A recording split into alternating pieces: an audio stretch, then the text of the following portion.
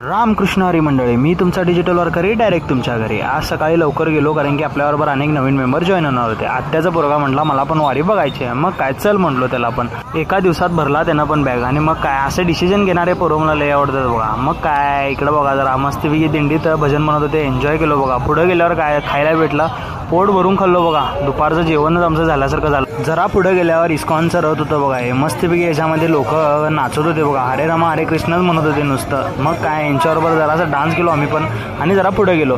आज बरडला लवकरच येऊन पोचलेलो। मग काय मस्तपैकी विश्रांती घेतली बघा। आजचा प्रवास काय नुसता 18 किलोमीटरचा होता म्हणून लवकर आलेलो बघा। इकडे बघितला तर तुम्ही काय म्हणता हो, दवाखाना फेल पडतंय बघा। इकडे लोकांना सलाईन बिलाईन लावून फुल व्यवस्था होती बघा, फ्री सर्व्हिस होता बघा। एक पुढं मामा भेटले, आम्हाला तिघांना म्हटले तुमच्या डोक्यावर गंध नाही आहे म्हटले बघा। मग काय गंध लावून घेतलो तिघांना बी, खरं पैसे घेतले नाहीत बघा। मामा लई चांगले होते बघा, इमानदारीनं काम करत होते आणि आपल्या हिंदू धर्माला लई सपोर्ट करत होते बघा।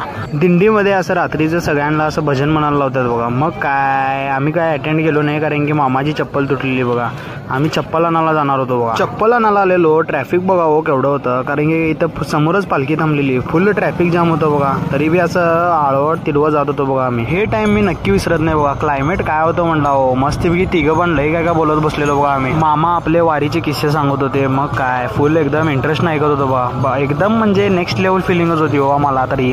आणि वापस आलो बघा, मस्तपैकी भजन ऐकत होतो, मामा इथं नाचत होते। मग काय लई झोप आलेली म्हणून जेवण केलो आणि झोपलो बघा। असेच वारीचे व्लॉग बघायला माझ्या पेजला नक्की फॉलो करा आणि शेअर पण करा।